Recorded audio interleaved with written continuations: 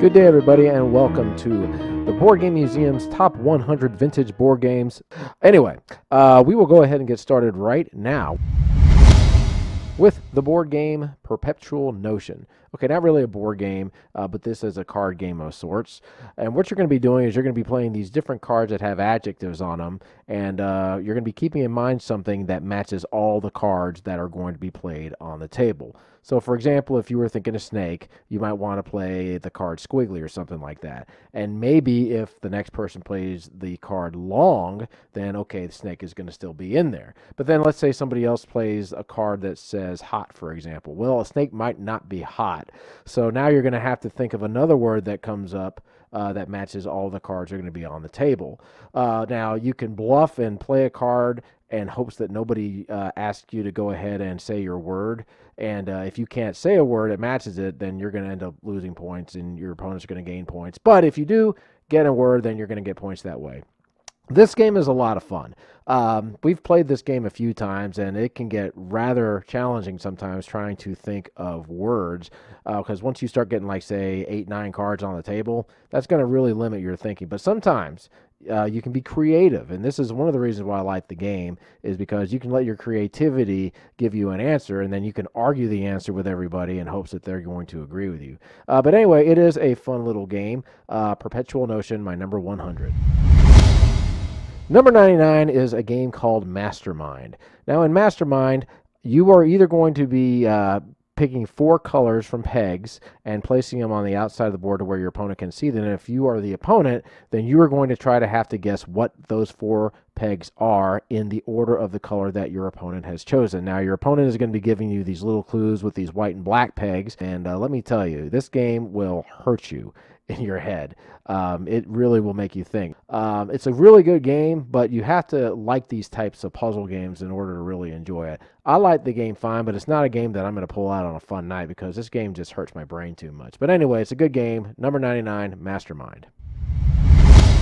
Number 98 is a kids game from Parker Brothers, and it is called Flippin Flapjacks. In this game, you're going to be picking up a plate that has a certain color on it, and there's going to be 5 flapjacks of that color that you're going to be trying to find in the middle of the table. You're going to mix all these flapjacks around, and everybody's going to have a particular color. Now, if you flip one over, that is your color, you're going to get to put it on your plate. If not, then you're going to put the flapjack on this really cool component. It's the skillet that has a spatula on it, and the end of it is a handle that you're going to hit down towards the table, and it is going to flip the flapjack up in the air, and sometimes it's going to land in the skillet, which is really cool. But anyway, if it lands on the color, that person whose color it is going to get it. If it does not, then it goes back into the table. A kid's game, but this is one of those games that's light and fun. My nieces, who are like 6 and 2, loved this game. They loved flipping that flapjack skillet thing over and over again. I think that's the main reason why they like the game so much. But yeah, fun little light game. Definitely one that you could play if you're just looking to kill some time. Flippin' Flapjacks, my number 98. My number 97 is a board game called Manhunt. In this game, you are going to be playing a detective, and it features a crime computer that's used for movement into the other game's functions. You're going to be able to visit crime scenes and talk to detectives. You're going to be able to try to record clues. So this is a game that is old, and it's a pretty cool little game if you like whodunit games like Clue. We've played this game a few times and we've enjoyed it. And there's also a book that has like all the different crimes and all the different people that can do it. And there's a lot of people in this game too, if I recall. But yeah, this game does have a lot of replayability, and it's fairly simple. But if you like the game Clue, you'll like this game Manhunt. I like it pretty good. So this is my number 97.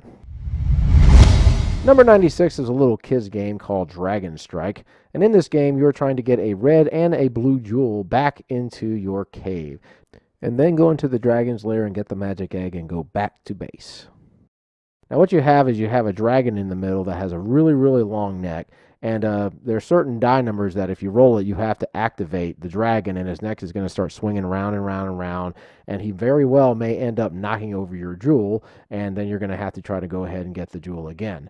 Now, depending on the game, there's some games in which the dragon doesn't hit a lot of the jewels, which is ours, and then there's others where it hits the jewels all of the time. So if you can figure out a way to get that dragon to be a little bit more balanced, this game would be better. I like the game fine. Again, it's another light game that my wife and I will play. Really easy to learn, and it's a cool little game. Dragon Strike is an old game called Inner Circle from Milton Bradley. In Inner Circle, you've got 4 boards, and they're all going to be stacked up on top of each other, and then some of the places on the board have a hole. Now, what you're trying to do is you're trying to move your pieces into the different holes in order so you can move into the next level. Once all the holes are covered up, you're going to lift that board up, and then underneath is going to be another board where your pieces are going to be. And then once again, you're going to have to try to find the holes, and basically it's a survival game of sorts. This is another pretty cool little strategy game. It's not a deep strategy game at all. My only wish is that they would have made the boards double-sided, or maybe added some more boards, because there's only 4 of them in there. For what it is, it's an enjoyable game if you like light strategy games, and it's certainly different than any game I've seen. Is a game that has got a lot of miniatures in it, and it is called Lionheart. Now, this is a combat game, and the object of this game is you're going to attempt to try to kill off your opponent's king, and I think there's a couple of other winning conditions in there. But what you've got is you've got a whole bunch of different types of army people, and each of them have different abilities. And this game is also customizable. They've got different types of pieces you can use in the advanced game, which have different abilities. One piece can attack players all around them. Others, like the cavalry, they can move all across the board. Now, the interesting thing with this game is that it involves dice. And this is how you're going to figure out whether or not you've scored hits and misses. You can actually have a piece surrounded by all of your army men and still lose because you have to end up rolling hits, but the dice might not go in your favor. But the miniatures are pretty nice. The board looks really nice, and it's a different game because it involves strategy and luck at the same time. But this is Lionheart. It's a little bit of a grail game, I guess you can say, and it is Key to the Kingdom. Now, graphically, this game is beautiful. This board is big. It opens up on the left side and the right side, and it reveals more of the kingdom. When you first have the board closed, it reveals a little bit of it. And what you're trying to do is you're simply trying to find the key to the kingdom card and one other treasure, and then try to escape. Now, the deal with the game is it looks fantastic, but the gameplay is not so good, mainly because everything in this game is controlled by dice. Now, you're going to have to be trying to cross hazards, and that, of course, is going to be determined by the die roll, but there's a hazard handbook that you have to look through because there's a lot of hazards. So if you come up to a hazard, you have to open up the book, find the hazard, roll the die, and then the die roll will tell you what's going to happen next. So that can make a game a stop-start type of a deal. Now, one thing you can do is you could just simply have one person in charge of the book, and then you just simply roll the die, and then they'll just simply tell you as opposed to having to read everything. So that will speed the game up. I definitely think the game could be better. It has a lot of potential. As it is, I think it's okay, but it definitely could have been a lot better. Key to the Kingdom is a board game called Squaremile from Milton Bradley. In Squaremile, you're going to be competing to develop a square mile of raw land and turn it into a thriving community. You'll have money to try to build things. This is a pretty cool game. This definitely has some good strategy in it. You're trying to figure out how much money you want to spend because all the different developments will cost different money, but you'll get more money the more you spend. But if you end up spending too much, you're not going to have any money. So there's a good balanced system over here with this game, and it's a good strategy game. So Squaremile. And finally, for number 91, we have the game Shark Attack from Milton Bradley. In Shark Attack, you're going to be dealing with a motorized shark that is going to slowly be plodding along the board, and you are going to be a fish of a certain color. You're going to be rolling these dice and hoping that your color shows up, because if it does, you will be able to move along the board. If it doesn't, then you're not going to move, and the shark is going to close in on you.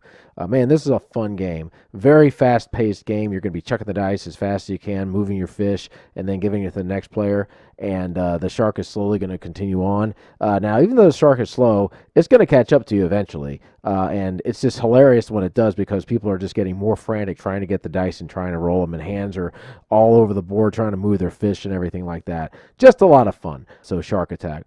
Okay, folks, that does it for us this time, so y'all take care.